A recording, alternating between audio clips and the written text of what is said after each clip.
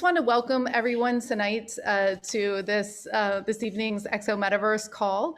And I wanted to thank New Realities for hosting us as well on their YouTube.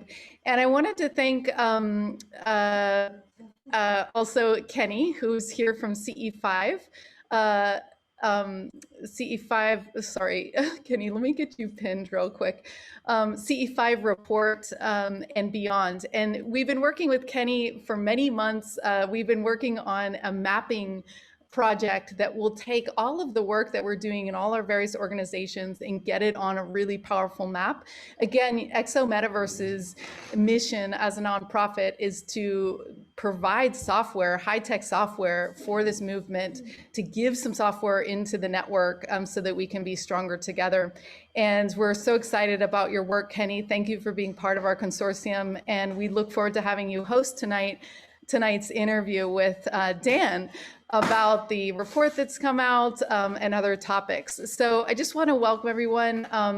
I also want to welcome, I noticed Anjan and a couple new members, so welcome. Thanks for supporting the organization. Also see that Mark Sims on the call. He's going to be doing a big show on Saturday night, tomorrow night. For Saturday Night Live, and he's going to be announcing some exciting things about the harmonic convergence that's going to be later this month. So stay tuned to that. It's going to be a really important event for our community where all the people can get together, we can share information and really move things forward. And Mark, do you want to say anything about that real quick? We're having a special edition of Saturday Night Live, and we've got this amazing panel of guests, including Danny Sheehan, Stephen Bassett will be joining us. We've got Whitley Strieber, Alan Steinfeld, and a handful of others. The real centerpiece of this show is going to be a three-part discussion between myself, Danny, and Steve Bassett. To talk about the UAP report that's coming out July 12th and the upcoming event. So I'm doing the Harmonic Convergence 2021 event. We're calling it the Making Contact Convocation. And we'll be announcing exactly the dates for that, which are set in stone now for August 18th to the 22nd. So we're doing a 5-day program on the observation deck, which we'll have a big announcement about that as well. There's some big news coming out about the observation deck and about the New Paradigm Institute joining forces. It'd be premature for me to say anything at this point, but the bottom line is that we're going to have a permanent virtual institute, a global institute, and one of the strategic initiatives of the New Paradigm Institute will be to establish a global citizens diplomacy program.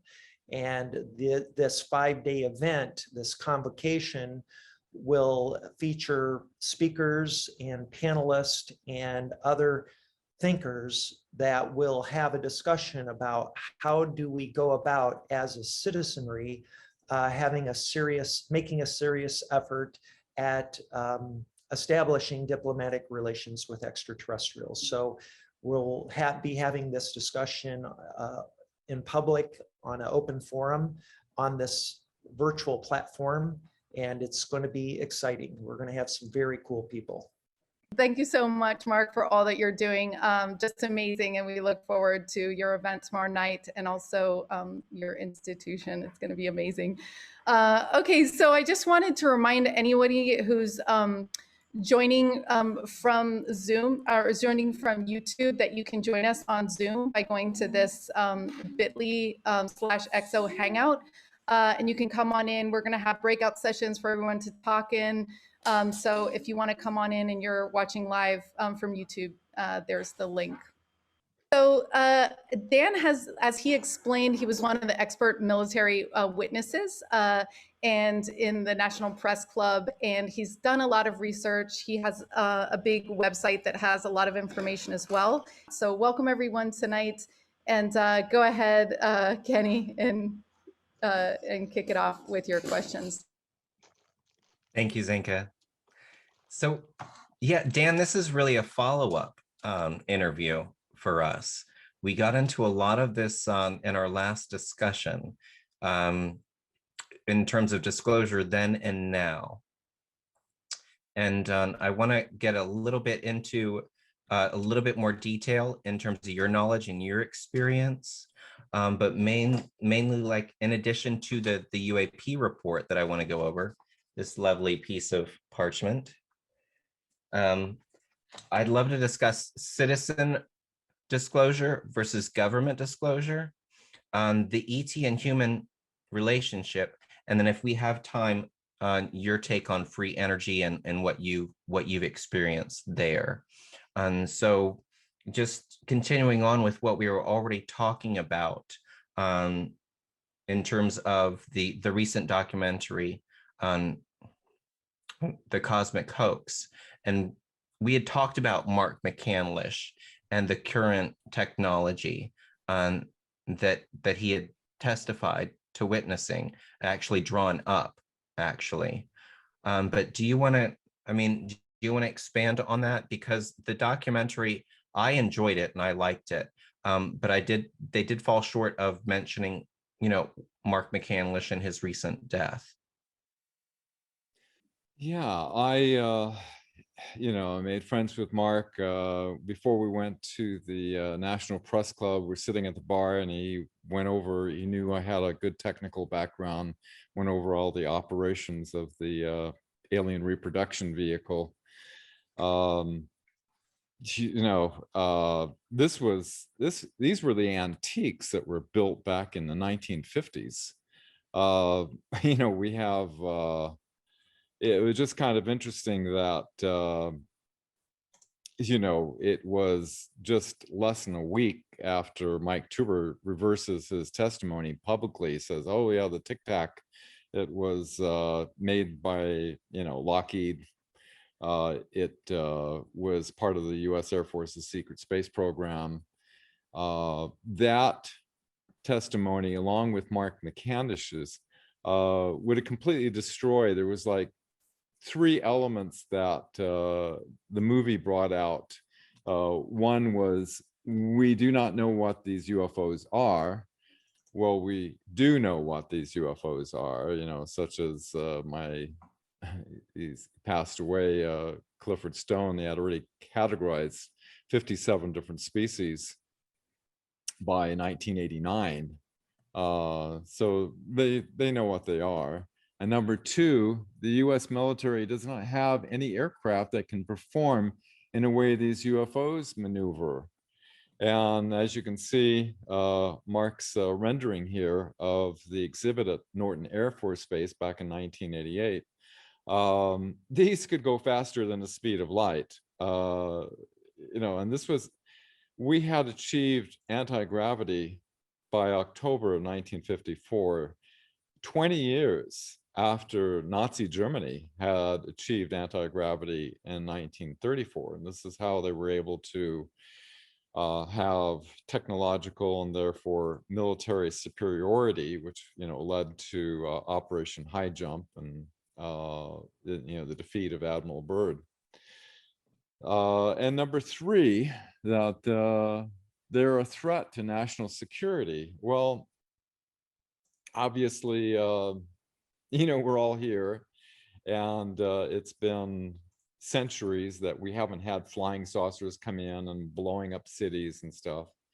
I would like to propose that, well, if a predatory race may not be doing things outwardly and maybe doing things covertly, such as using the human race for a resource, you have to consider that in Project Paperclip, they brought over Xavier Dorsch, which was Hitler's mastermind underground structures, which they started building under the US underground plant program in New Mexico back in 1946, these massive deep underground military bases, of which there's hundreds, interconnected. and that according to the JFK files that got released in 2017, Adolf Hitler was alive and well in Argentina, and Heinrich Himmler, according to forensic experts, never took the cyanide cap. And according to Albert Speer, who was the Hitler's armaments minister, he said that Himmler wanted to have an empire of slaves. And this was a key component of the Nazi ideologies. And it could be that the millions of people that are missing, that go without a trace, that, and you have to consider that, people are just becoming aware of the huge amount of human trafficking that's being done on this planet, that they could be using humans as a resource, and they could be using, off-planet trafficking as well. So, to say that there's, because we don't have flying saucers coming in and blasting our cities doesn't mean that we could not be subjected to elements that are doing things covertly that have been hidden. And you have to consider that they wanted to have, as is explained in the movie, full spectrum dominance. They had a plan to infiltrate into the United States, as documents showed before the end of World War II, to create a matrix of perception, to control education, which they did in 1946 and rewrote the history books. They did in 1950 with Operation Mockingbird, took control of the mainstream media. And 1951, all the evil alien movies, they started with The Day the Earth Stood Still, which wasn't really an evil alien movie. It was more of a, kind of a warning. Yeah, close the nukes down before we blow ourselves up and stop fighting with each other. Right. Or this Earth of yours will be burned, reduced to a burned out cinder, as he said. So they created this full spectrum dominance. You're talking about science. They took in high positions of the pharmaceutical corporations, as William Tompkins revealed. They took over NASA, essentially. My fellow witness, Donna Hare, said that the astronauts are sworn to secrecy what happened when we went to the moon in 1969, and that they're purposely airbrushing out the UFOs before they release them to the public. You have to consider that if they had anti-gravity back in 1934, the Fourth Reich, then the entire thing with NASA was basically, there was two programs. One was the outward program that made us believe that we needed rockets in order to overcome the gravitational pull of the Earth, which they've already figured out the torsion physics of anti-gravity. And behind the scenes, all this money was going into the secret space programs. And the Nazi SS that had their operations in Antarctica that were using slave labor in violation of the Antarctic Treaty. There's all these elements. That answer your question? I'm sorry. Yes, sir, it does. So which would you have it? On citizen disclosure or government disclosure? There needs to be a discussion. I think maybe a pro-con discussion on whether it be government versus citizen. I have strong feelings about my own position on this. I'm not saying I'm right. I'm just saying I have strong feelings that before a vote would be put to a group like this, I would like an opportunity to share my own opinions, and I'd like to hear from somebody on the other side of the debate. Agreed.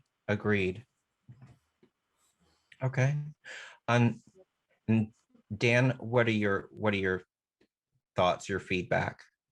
Well, we had disclosure back in 20 years ago, but we have an infiltrated, controlled mainstream media. after we were on all the networks on CNN, CBS wanted to do a one-on-one interview. And I said, I saw what CNN did with it. I said, I'm not willing to do this unless I could say we have these scientists that are willing to go before an open congressional hearing and put it on the table, show we have 0-point energy. We haven't needed the need for nuclear, oil, and coal for like 70 years. They promised up and down, and apparently she was new at this. And so I'm sorry, the higher executives made me cut that part out. Now, when you understand the structure of control, it's somewhat of a pyramid. You have people at the very, very top that are giving the talking points, giving the agenda that trickles down into the network executives that control the media outlets, and the people who, Project Veritas has been doing incredible job, pointing out CBS, CNN, ABC, NPR, and showing how the newspaper reporters are being censored on not revealing certain things, and they have to fit a certain narrative, such as this one with CBS, I believe. She met with his doctors, and the doctors were talking about having incredible success with hydroxychloroquine, and the program manager says, we can't have that. That doesn't, it basically doesn't fit the narrative. And so when you consider you have this pyramidal structure that's controlling the disclosure, trying to disclose at the lower levels basically gets nipped off at the bottom, you could say, unless there is decapitation at the higher levels. It's my hope that from research I've done with witnesses and secret space program and things that have indicated that when Eisenhower lost control, he set up a secret US Marine Corps intelligence unit that would act as an institutional safeguard in the future if our constitutional republic was ever threatened in the future. I think certain things that happened, like such as 9/11 and so forth, activated these operations behind the scenes. And the fact that back some time ago, Admiral Mike Rogers, they took the white hats, I guess you could say, took control of the NSA. And so if you have control of the NSA, you have control of massive surveillance capability that would have the goods on all these people who are the players of this dark cabal, you could say. And that you have to consider there's how many now? I think it's like 300,000 sealed indictments and all this, in the background. And they had planned on the Bilderberg meetings had planned on having Hillary as president, but they didn't expect her to lose. But plans changed, and now they've got their assets back in control, and so now they're trying to make up for lost time, because their agenda is to basically destroy the constitutional republic of the United States, as everybody might be noticing, in the news and things. And so, this may be a period that we're going through where the public needs to see this for their own eyes, in order to understand that there is an agenda here that is against the American people. And that, so when, say, tribunals happen in the future, everybody will be on the same page. I'm hoping that is the case, because us little people, we can use the power of our creative minds and visualize. I'm a big believer in the collective morphogenic field that we're all connected to, and seeing a positive outcome and doing what we're doing here, and each of us in our own way, contributing to the awareness, which is expanding. Like, none of us are disconnected, we're all interconnected, and so each of us is contributing to this global awakening, so to speak. But to try to attack it from the bottom of the pyramid, it just hasn't been happening. As long as they control the upper parts, it's like it's that pyramidal structure that it's I like mean, the chain of to an command in the military. yeah, and to an extent, but I mean, if we stand up, the more of us that stand up and create an awareness in terms of making positive contact and what the, a little bit more of the reality to get a broader scope of the picture. I'd love to get into like your personal experiences with CE5 when we get into, exploring the human and ET relationship. But with regards to disclosure, just to kind of reel you back in, in terms of the UAP report. Now, from what I understand in this report, it's all from aviators, military aviators, what data they did collect. And I get that the current narrative is kind of framed around giving the public a new target.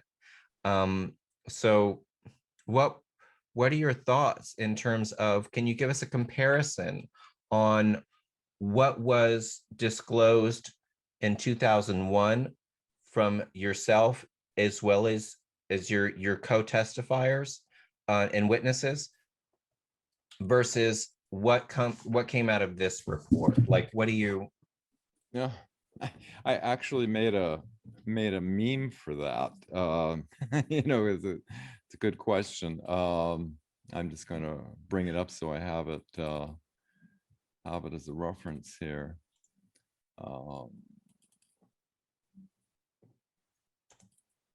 Yeah. I call the meme UFO UAP public disclosure now and then on June 25th. Basically, from the Office of the Director of National Intelligence, the unclassified portion, they said basically it's either airborne clutter, natural atmospheric phenomena, United States government industry or development programs, foreign adversary systems, like Russia or China, or other. This was basically what was disclosed that everybody's been, waiting for all this time, when 20 years ago, the witnesses, which I was one, willing to testify under oath, we stated that we had proof that our legal government is being denied access, that illegal black projects are taking in trillions of dollars, that 0-point energy solutions to eliminate completely the need for these dangerous polluting technologies of Gas and nuclear, coal. oil and coal. Mm-hmm. Anti-gravity craft were fully developed back in the 1950s, that a base exists on the far side of the moon. Astronauts are sworn to secrecy what happened when they went to the moon, at NASA obscuring ET craft images before releasing them to the public. 57 different ET species had already been cataloged by 1989. The ET craft have shut down our nuclear ICBM bases. The US Navy is reporting spacecraft coming out of our oceans. That was my testimony. And planned future false flag events, with the terrorists being next, which was omitted on the movie, followed by rogue nations, asteroids, and aliens. This is this is what was disclosed like 20 years ago. But what the media did, like say CNN, for example, they start out with, "Oh, is there life on other planets? Some people think they have proof there is." Elaine Tehana explains, and it goes on saying, we want to have a congressional hearing basically simply on the reality of UFOs, completely omitting these explosive testimonies that essentially reveal that there is an infiltration of illegal operations operating within our government that have withheld from humanity these earth-saving solutions. So I understand your personal. Some people may not agree with your views or my views or what have you, but putting all, looking at all of that on the shelf, as it were, what personal experiences, and you were one of the original original military witnesses to talk about UFOs, a UFO coming out of the ocean, which was documented. I mean, you came across this transmission with your clearance. So can you tell us some other personal experiences that kind of opened you up to the rabbit hole before you? Yeah, sure. Yeah, I had a high-level top secret clearance, and basically I received a message, and I was a high-speed code operator, and we received a message off the coast of Alaska that was reporting a 70-foot diameter disc. It was glowing reddish orange, going over 7,000 miles per hour. This is 1969. It was secret, classified, going to Chief of Naval Operations. So, this has been happening for a long time. The Navy has been seeing these craft going in and out of our oceans. My own, I've been to a number of CE5 events, in Joshua Tree and Crestone, Colorado, Mount Shasta. And, we've seen craft and things like that, but nothing as dramatic as my own personal experiences, which go back to all the way back to 1977. It's a long story, too long for this group, but to summate that, I was in the mountains with a girlfriend, and we were hiking way in the backwoods, and I was collecting some firewood, and this is way before anything of CE5, I felt it was like up in the mountains, and it was like clear. I mean, you could see all the stars incredibly, and I felt an intelligence coming from space, like, when you feel like somebody's trying to get your attention or something, you feel this strong presence, and this presence had like a clarity of of intelligence. It was so strong that I actually lifted my hand out into the space and said, is there somebody out there? And a star, thought it was a star, came down and started bobbing up and down like a yes, and was scintillating different colors. I called my girlfriend over, and it kind of freaked her out a bit. I kind of wanted them to come in closer. I really wanted to interact. I wanted to meet these beings, but I think they sensed the fear, and so they backed off. That year, I mean, it's been crickets pretty much since that.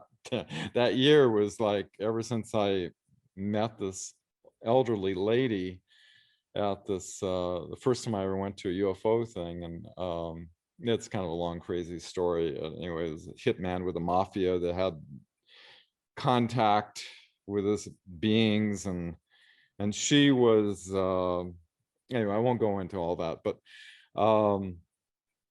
I had two incredible experiences. One, it felt like I was on board a craft that they put me through some type of spinning vortex, and it was like this head leader of this group, and the rest of these little guys that were all like wise old men that were all, seemed like they were one mind. And it was like, I had two experiences that seemed like teaching experiences. It sounds pretty wild and crazy. I don't usually talk about it, but they Let's put me do through it. some type of vortex where it was started spinning and it became so intense, this spinning sensation, that I just said, I turned this over to my higher self. I can't handle this, and all of a sudden I felt like I was teleported to this beautiful environment on top of a mountain on a spring day. It's like there was this euphoric feeling I can't even put into words and as I was observing this experience, I started to notice that it was starting to pulsate and flicker. And I was all of a sudden projected into like an old time movie theater. The old theaters used to go, you'd see between the frames. And what they were showing me was that at the higher frequency vibrations, in between the pulses of creation, we're creating our realities. And that I was at this exalted state of consciousness, and I said to myself, I bet I could bring this back into my body that's back on my bed. And I was able to do that. And it lasted for, half hour, hour, until the normal mundane thoughts of the world and having to go to work and everything started to come back in. And another experience I had that was kind of a teaching experience that led me to the work of Dr. Marcel Vogel, who was IBM's top scientist that was working with the consciousness interface between crystals and water. Was a being that looked kind of like an Eben with a large head and eyes. I was supposed to be a hypnotic regression. I had this Kundalini experience of millions of volts going through my hands and feet, and this being was conveying projected in space a sphere. And as I observed, different geometries formed within the spheres, one into the other. And what it was showing was the interconnection of geometry and consciousness. And it left this burning desire in me to try to understand everything I could about the subject. I didn't even know anything about geometry. I didn't even know what platonic solids were at the time. And so, that eventually led me to the work with Marcel Vogel. And these are detailed out in the lab notes at marcelvogel.org, if anybody wants to check them out. But these are these experiences I don't normally talk about that I had back in 1977 that, got my interest. Do you, have you ever had a negative experience? Never. Firsthand experience yourself? No, I never had a negative experience, and these felt positive, friendly, and they felt educational, like they were teaching me something. Awesome. No, I think that's great. No reptilians trying to eat me or anything like that. Always good to know. Now, with regards to the relationship, I mean, do you practice CE5 currently? On my own, yes. Once in a while. I've been mostly focused on earthly matters. I live off the grid in the mountains of Oregon with my wife, Rebecca, and we're pretty much self-sufficient. I just been focusing on this greenhouse and growing plants and food lately as my sort of a therapy, I guess. Where do you see this going in the future? Where do you see this? Because I want to be clear. My personal view is I think it should. I support the ground up version, and I know people may have strong opinions about this, but and maybe it's the best way for disclosure to come out for everyone to know is from the citizens, and then of course, I mean the government. If anything, they have input. It's great. Validation is great to have. And so I think, and if we can, everybody work together, I think that's the best idea, ultimately, Yeah, for I'm in everybody to support get on of the right that. page. Yeah, I'm in Yeah. support of that. Yeah, definitely. You know, all we can do is what we can do. I think it's important to have a positive vision. I believe that you know, the advanced technologies, you know, such as the med beds and the secret space program. We've got advanced technologies in medical, energy, you know, propulsion. You know, I spent 10 years after the Bush administration denied the congressional hearing. We had a database of about 300 scientists and inventors, and Dr. Greer set up an energy corporation, Advanced Energy Research Organization, that I was one of 6 technical advisors flying around the planet, meeting with these different scientists and inventors and vetting these technologies that claim to be over unity. And, you know, just after, you know, people were suicided, murdered, and many received national security orders, which basically state that your invention's been deemed to be a national security threat, that you can't reveal it to the world. After 10 years, I just gave up. Yeah, you know, they have such a control over this that they are not going to release these technologies until there's something of a, you know, a major event happening. What is that, a med bed? I ran across that today, oddly enough. A short video with a med bed in it. Go figure. I don't know And if it's thank you a for that. secret Thank you for space that. program med bed that can reverse age you back to your 20s, but yeah, there's a lot of things coming out. Hopefully, you know, I believe there's a lot of good people and high level positions that could bring about an amazing change.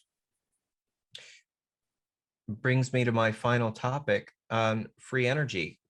Tell us where you know what you've got your hands, where you got your hands in previously, and what you've experienced.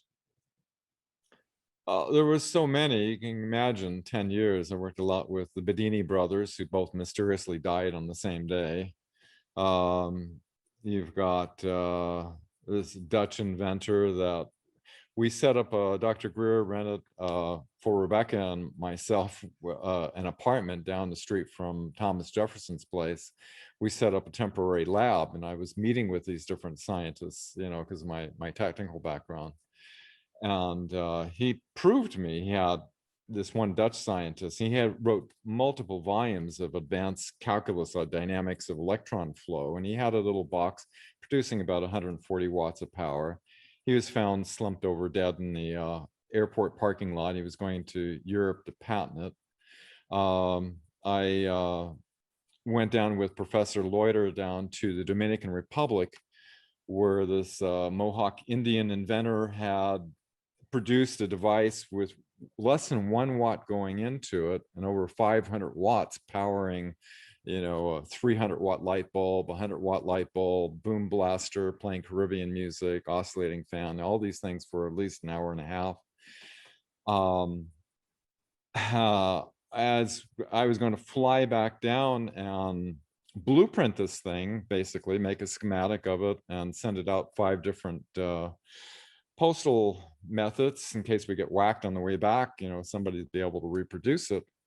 The inventor said, you know, 2 CIA agents showed up at his door before we got there and said, "This works, you're dead." So he completely disassembled the entire thing. There's so many horror stories. It's like a bad memory, you know, of all these situations. Basically, they make sure that that, you know, nothing comes out that, you know, challenges the status quo.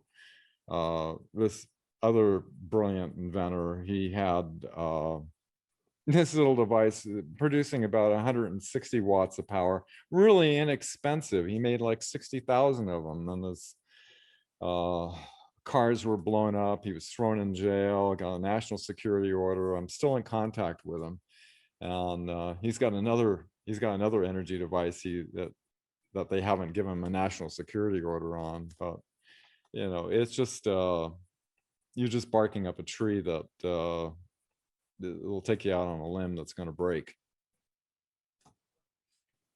Okay. We're going to have to do it eventually, though. I mean, we're going to have to get off of. Think of what the Navy patents have been releasing, about fusion reactors that can produce like a terawatt of power, anti-gravity. They've been releasing it in the patent office. They have force fields, warp drives, things that you hear about in Star Trek. And these aren't theoretical. These are operational technologies.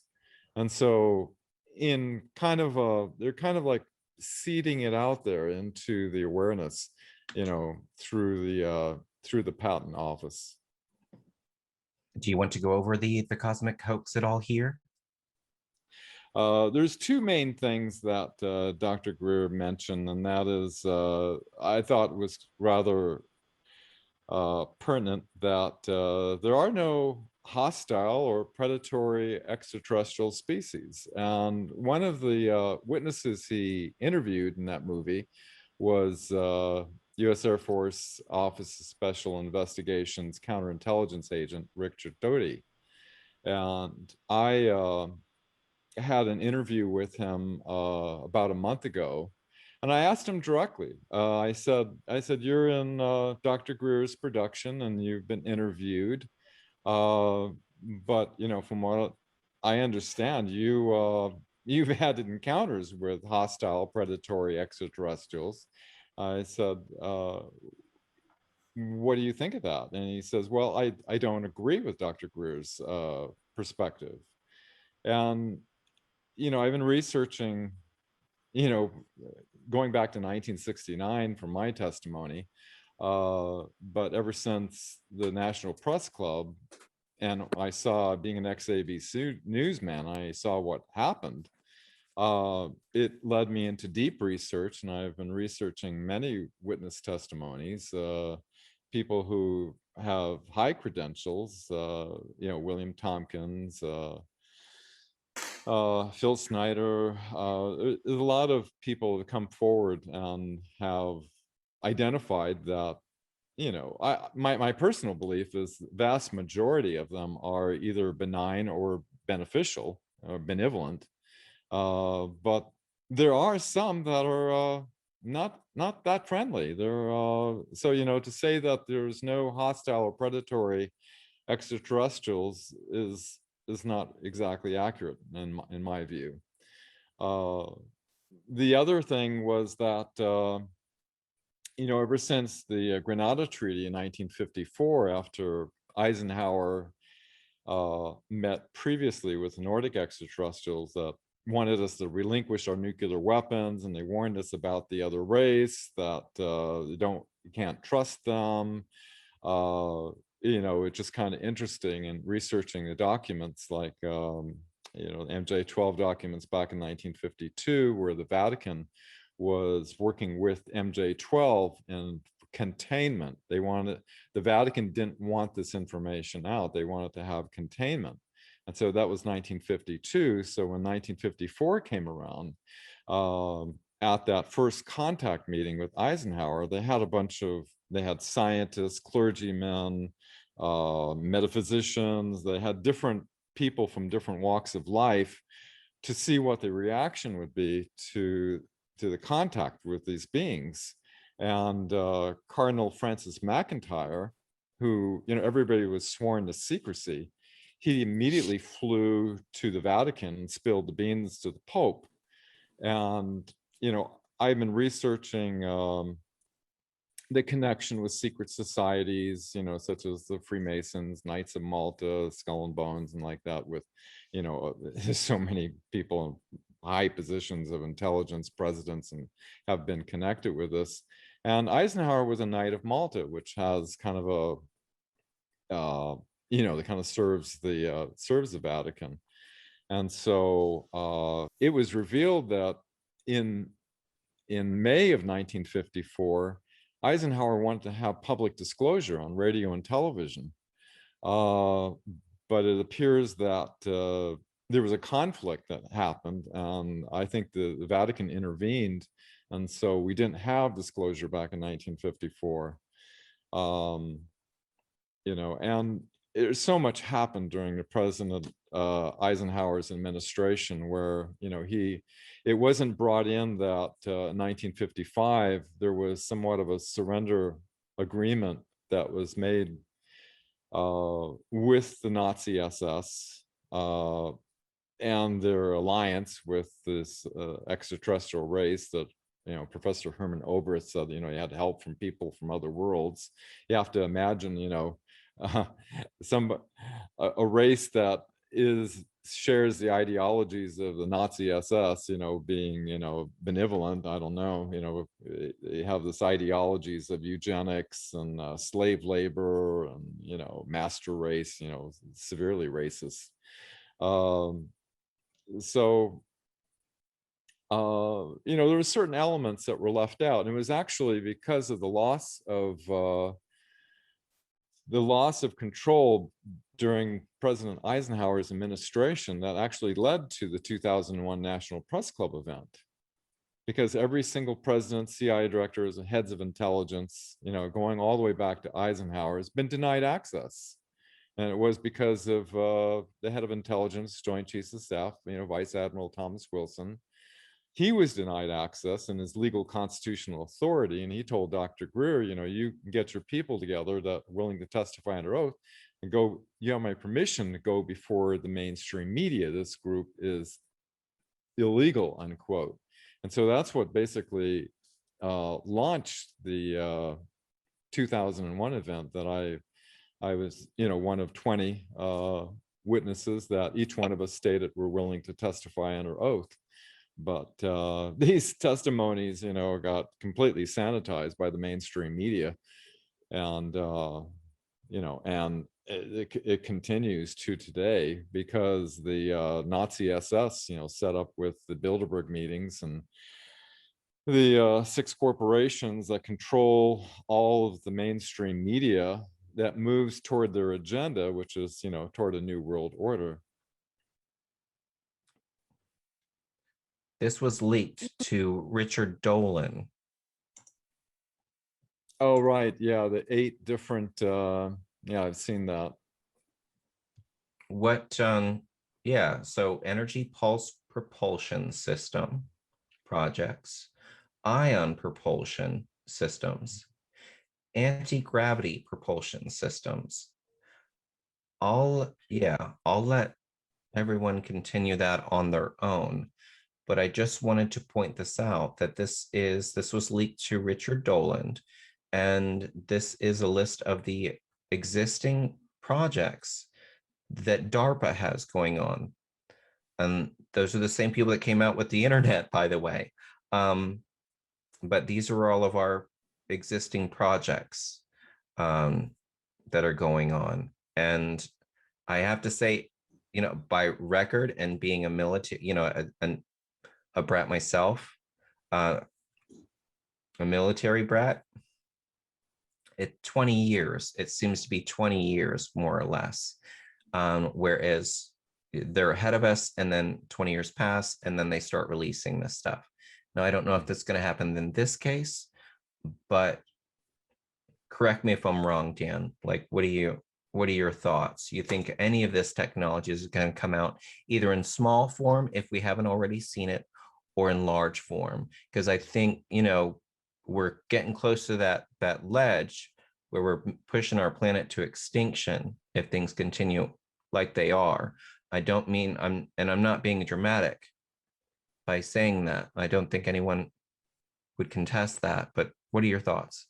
Well, the glaring lie in that is that, you know, they're saying that these are developmental technologies, that they haven't tested it outside of Area 51. You know, when we did the National Press Club back in 2001, it inspired the hacker in the UK, Gary McKinnon, who, the Bush administration wanted to put him away for 70 years in prison because he discovered the US Navy's secret space program, Solar Warden, where, they have huge kilometers long battle cruisers out there that were developed and launched back in the 1980s. So, this is,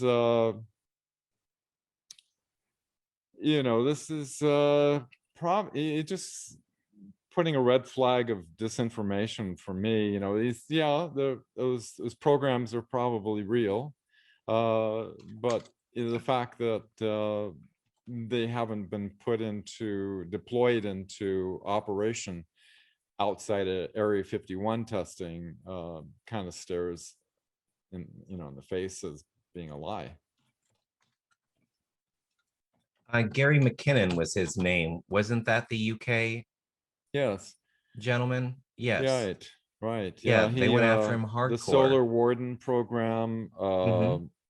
the non-terrestrial officers, he found interestingly enough, the USSS, with the 3 S's, Hillenkotter and the LeMay, both of which were MJ-12 members. Hillenkotter was the MJ-1, of the first MJ-12 group, and LeMay was also brought into MJ-12. So that would make sense. And lists of non-terrestrial officers and fleet-to-fleet transfers. And this completely backs up, the testimonies of William Tompkins, who there was Freedom of Information Act requests on backing his testimony. He worked where my father worked in the 1940s at the Naval Air Station in San Diego, where the 29 Navy spies were giving reports of what the Nazi SS secret space program were doing with the reptilian extraterrestrials. Some of it was even hieroglyphics that they were trying to decipher and trying to catch up. And they were distributing this out to different, corporations and things in order to try to understand this technology. The Navy spies could hardly believe what was going on in the reports that they were giving, that they were basically getting the Nazi S to help them work in building these fleets with their slaves and go out and planet galaxy conquests, outside the galaxy as well as on Earth here. So, it's you start digging into this, and high level admirals and captains in the Navy, fully supported his testimony. And I did see, I have, looked at and seen the list that he had drawn out in terms of non-terrestrial officers. I've ran into people where they said their son was a non-terrestrial officer, didn't take it beyond that. But it's curious, I want to just include here that Gary McKinnon, he found, because he listened to Donna O'Hare's testimony, that's what got him on this trail to search the NASA. NASA's coming out, and in the news getting on board with everything. But let's not forget, they've been supposedly airbrushing these items out of pictures, satellite pictures, what have you. That's right. She we worked also had there the testimony from Wolf.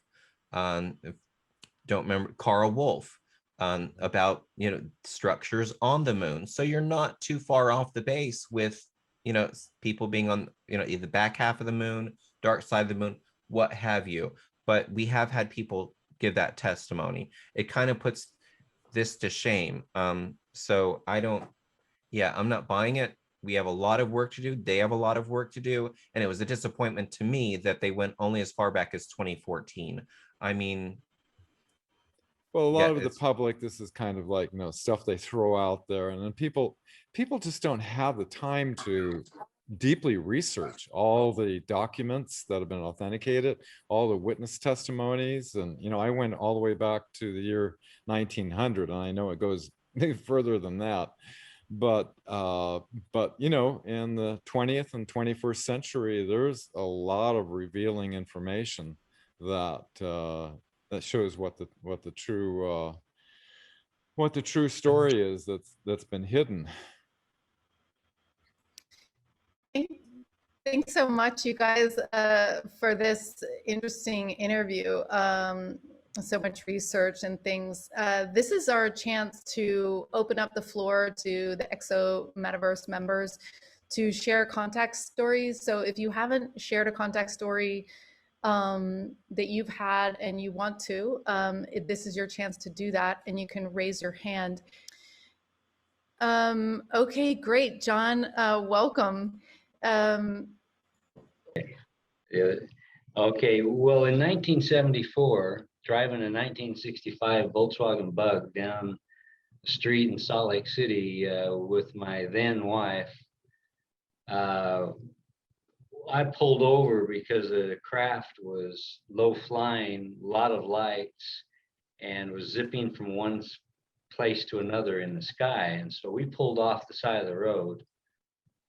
And I'd been in the military in 1967. I'd seen some air shows. I was on guard duty, so I'd seen some crazy maneuvers before, but nothing like that. And so I described this, my wife and I, that wife, we hadn't talked to each other in 29 years, and we hadn't, that thing had taken place 42 years prior.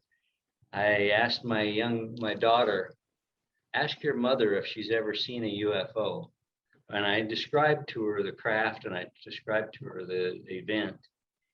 And she called me. She ran out. She said, Dad, I just asked Mom, and she described it right down to, she was 3 blocks away from where I said we pulled off. But she described it like it was yesterday, and that was 1974. And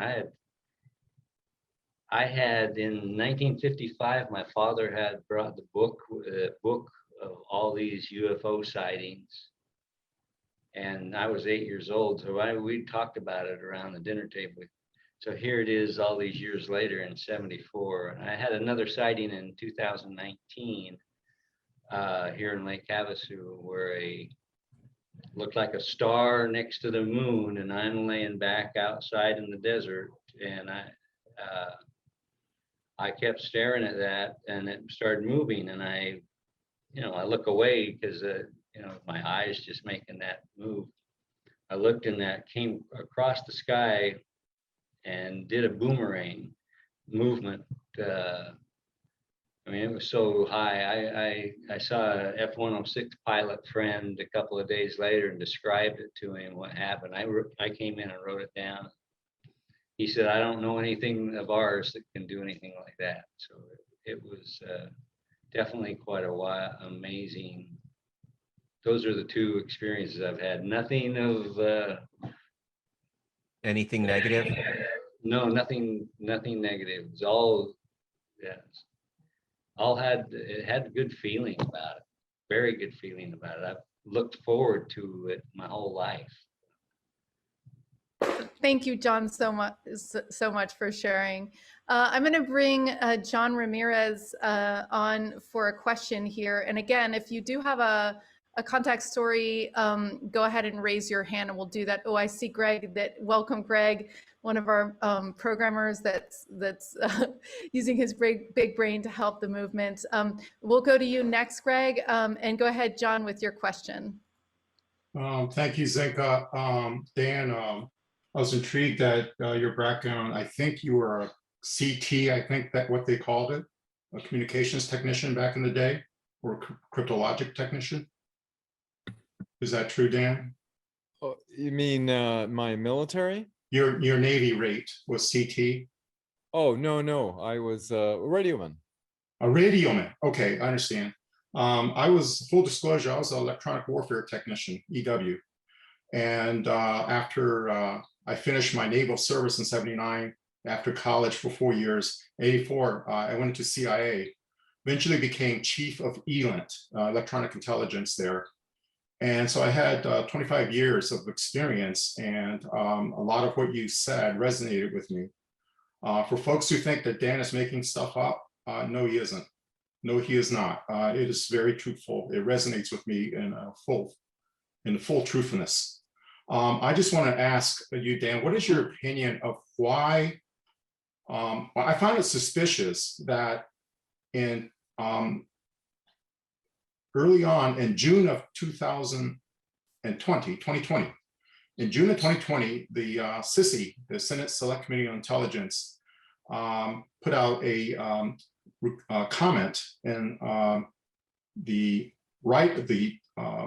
draft for the Intelligence Authorization Act to do everything that we think they're supposed to do in DNI, 180 days report, et cetera, et cetera. I did some research, having looked at congressional budgets and how Congress passes laws. All of that language was stripped out. It is not true that there's a 180-day legislation. If you look in Division W, which runs the intelligence community in the Consolidated Appropriations Act of 2021, signed by President Trump then, there is none of that language in there. What happened, I think, was that the Pentagon got wind of that Senate wanted to do this, and they got the Navy to circumvent what would be a congressionally legislated mandate of a report from the DNI, and instead assigned it to the Navy, which is not to get too politically wonky, but it's a Title 10 intelligence agency, CIA's Title 50. And so they basically said, okay, the military would take over. And so with the military taking over, they restricted, I think, a lot of data from 2004 to present. They completely threw out everything before 2004. Basically, it's just whatever the Navy intercepted or collected, Tic Tac, gimbal, go fast.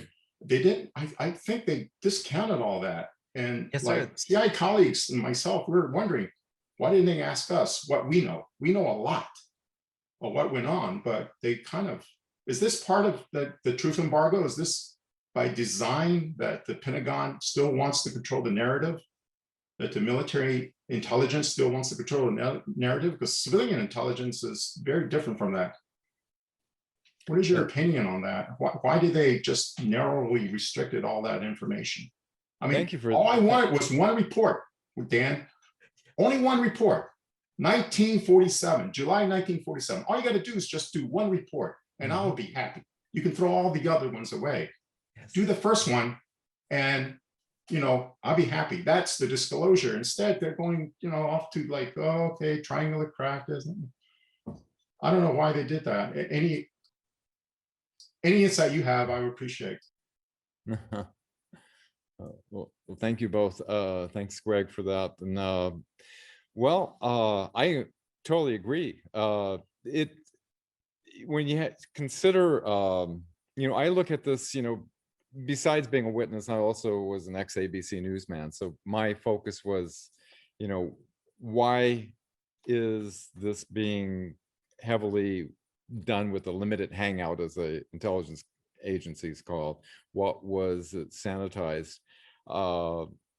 When you look at the control of the New York Times right at the center of, along with Washington Post, CNN, MS, the rest of the things, they started out with the 2004 Nimitz incident, as you mentioned, and just went from that forward, as you're saying, and they built this narrative, all connected with the Advanced Aerial Threat Identification Program out of the Pentagon and everything like that.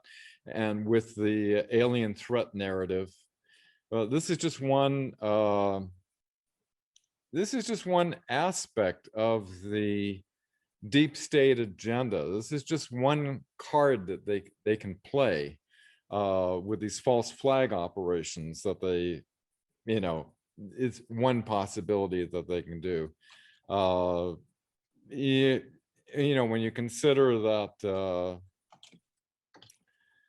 when you consider that the infiltration that has occurred and the control of the narrative moving toward an agenda that is against the American people, that could be used, you know, you can't say anything here, you know, because of the extreme censorship out there, you know, the Nazi eugenics and the genocidal plans that they have for the public. There's a number of different agendas. The alien false flag agenda is just one aspect that they could use. So, you know, the movie, The Cosmic Hoax, is just part of the picture. There's a much larger picture that most of the public, they don't have time to research this, and they have no idea that you know, we have a domestic enemy that is infiltrated. It is so wild, all this information. So Greg, do you want to share a contact experience here? We've got you on. This is kind of pertinent to what Dan was saying. And Dan, hi, it's been 16, 17 years since I talked to you, and you're right on the money on this stuff. And, you know, I've been doing this for almost 30 years, full time almost, and I've learned a lot. And what's coming out right now, if I really think about it, it makes me very angry. You know, this has been going on, but it is what it is.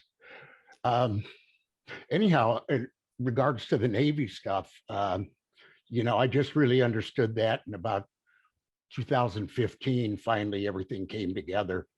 But I had an experience in about 2000 in Virginia. I was there with a friend. It was about 2 in the morning, and we were sitting in her living room or whatever room, facing to the southeast. And we're talking, and it was a very dark night. And I keep seeing this orange object coming at us from the southeast.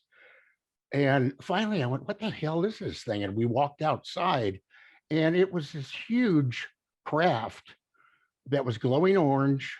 It was low. It was so dark, I can't tell you how low. It was not making a single sound.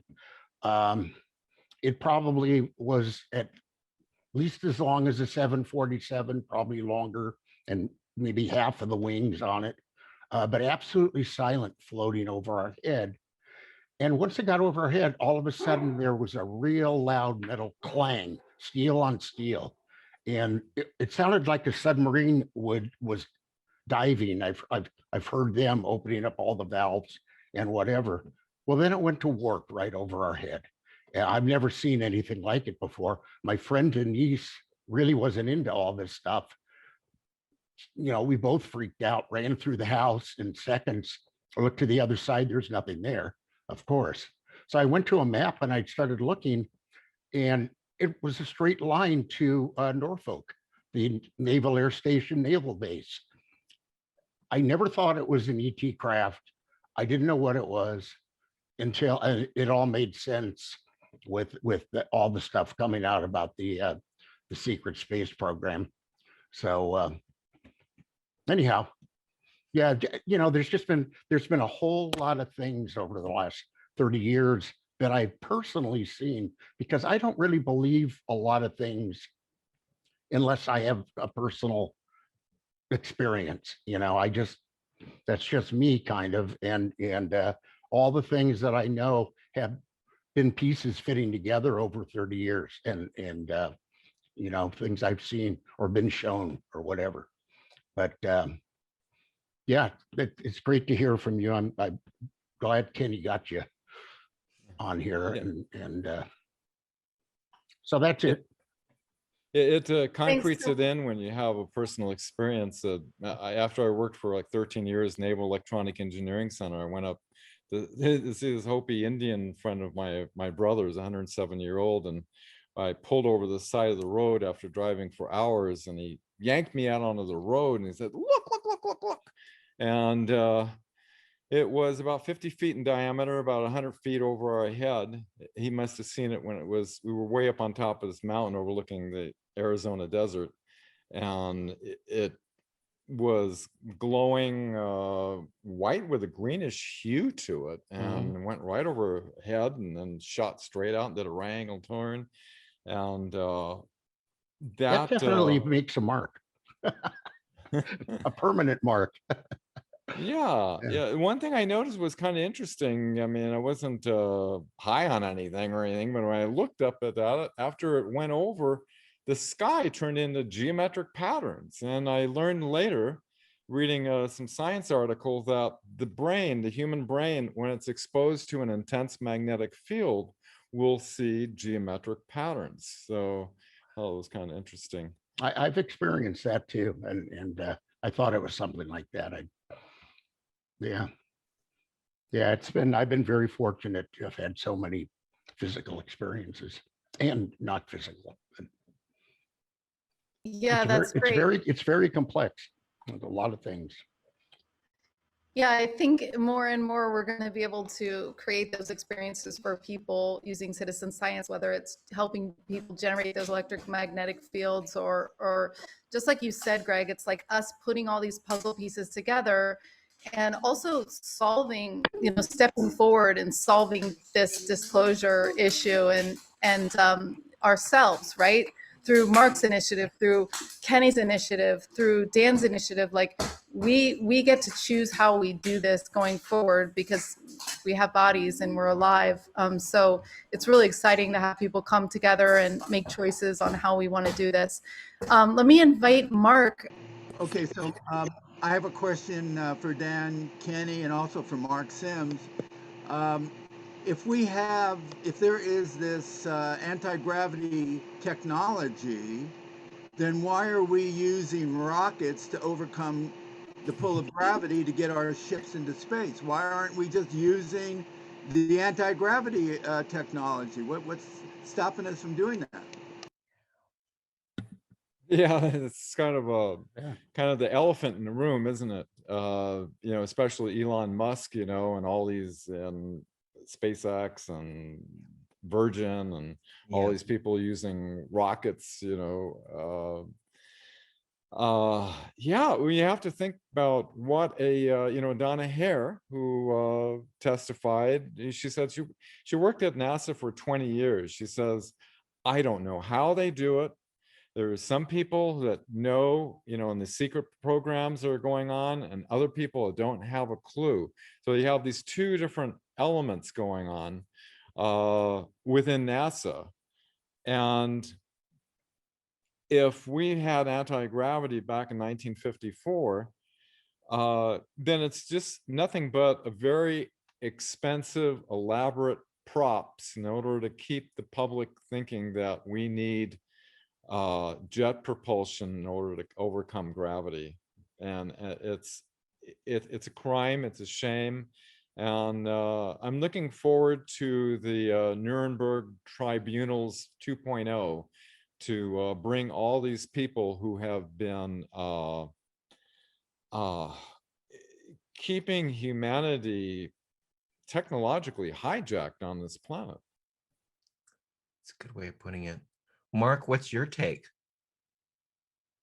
My take is obviously that the technology is being hidden from the public and used within these secret programs by those that have been given special access and for special purposes. And I can imagine all sorts of reasons why that would be done. That would fit the model that Dan has spoken to, that, with Project Paperclip, there was a, kind of infiltration of our military industrial complex by these elite engineers that were indoctrinated by Nazi ideology. And over the years, they've taken over and compartmentalized the technology and not allowed that to reach the public market.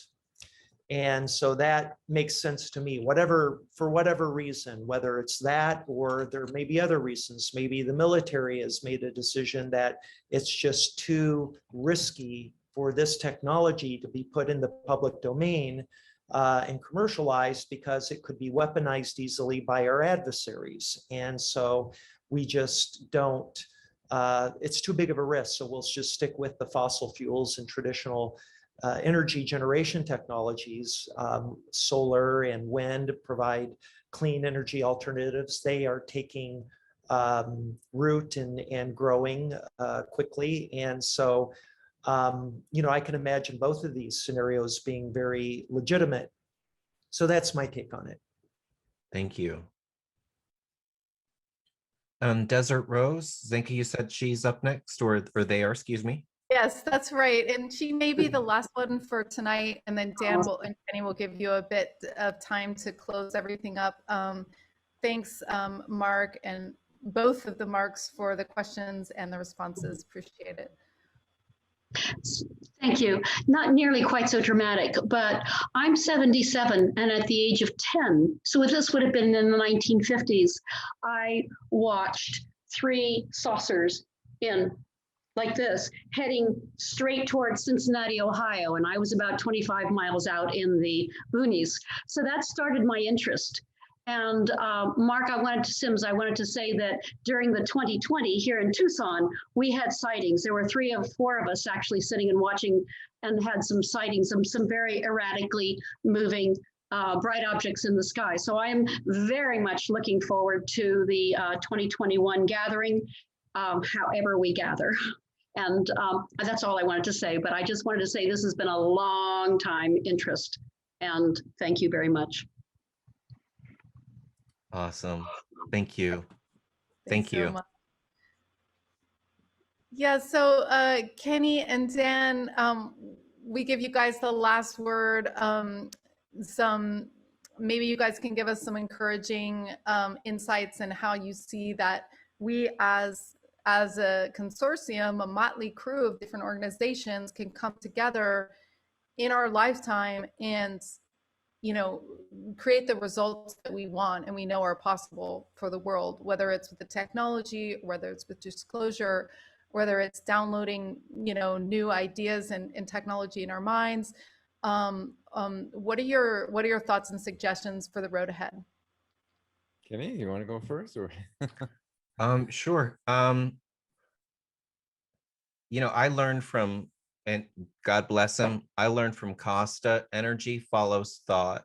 So the outcome that you want, give that your energy, give that your encouragement. That's, the best thing I can say. And that you have the power, really. You have the power, have faith in yourself. That was my own lesson taught to me from my own personal experiences and encounters. Just have faith in yourself and rethink human, maybe. And that's all I have. I totally agree. We can't overstate that.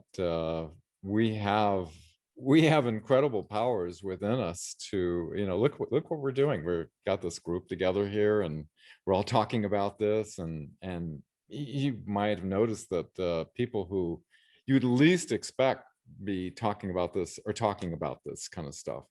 And so there is definitely this global awakening, and I totally agree on,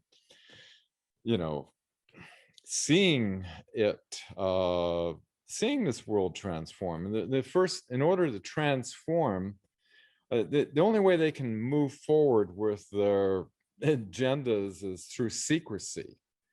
Secrecy is their power. Disclosure is our power, and the power of exposing the truth and the light, because the truth has a way of resonating where a lie doesn't do that. And we all have this ability to sense our intuition of what the truth is. And so we've got all this going for us. And I believe there's a lot of good people that,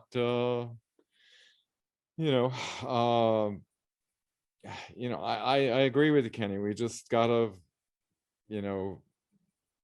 Work together. Research, and I just like to share. It's not a professional page or anything. It's just my online notes that I started ever since I participated in this at thewebmatrix.net. I never have done anything commercially with any of this. Never made a penny at any of this ever. I just want to expose the deception. I think it's the greatest injustice that the human race has been lied to and deceived, where we have this incredible potential to transform this earth into, you know, a potentially beautiful paradise where we have technology. We don't have to worry about overpopulation. We can inhabit remote places. We can, you know, the transportation technology, you can be from LA to New York in just 5 minutes or so. You can reverse age people. You can cure any disease. We could have centers set up all around the planet. You know, there's other planets and civilizations that live hundreds, even thousands of years, that they figured that out. We don't have to deteriorate so rapidly. We could be more, we can contribute to, we can contribute more. But, you know, by the time, you know, I'm in my 70s, and, you know, by the time you start figuring this stuff out, you know, hey, you're almost ready to check out, right? So, you know, and the new generations have no idea, because they've been using generational indoctrination. They have no idea of the infiltration that has occurred. So, you know, I'm seeing that it's escalating more. The dark and the light elements are escalating more and becoming more apparent. And so there is a great potential, not only of dark elements happening, but a great potential for transformation in a positive way at the same time. So personally, I'm optimistic, and that's just me. Even though there's a lot of, you know, concerning elements going on the planet right now, I have a positive vision for the future of Earth, and that these things are going to be disclosed. There's definitely a global awakening happening. That's my 2 bits. If I may, Zenka, just wanted to give a shout out to Sela Hatch, who came out and published the CE5 handbook with Mark Kaprowski. They are having an event, Fire to the Grid, July 19th. So just speaking of a global and people working together for a better future, this again is July 19th. So 11/11, July 19th, GMT. Thank you, everyone. And Mark, thank you, sir. Zenka, Yeah. God bless you. Greg, honor working with you always. And yes, sir. Dan, it's a pleasure, my man. A pleasure, brother. Hey, Dan, I just would like to invite you to the Harmonic Convergence event. I think you would be an excellent panelist, and you would add a lot of value. So if you're interested, let me know. Yeah, go to thewebmatrix.net. At the top is my email address. Please let me know. I'd be interested. All right. Thanks. Have a great night, everyone. Yeah, Thank you. thanks everyone. Appreciate it. See you guys soon. Thanks again, Dan, for sharing your research, and thanks, Kenny, for doing the interview. We Yes, appreciate ma'am. Thank you. it. All right, you guys. Bye.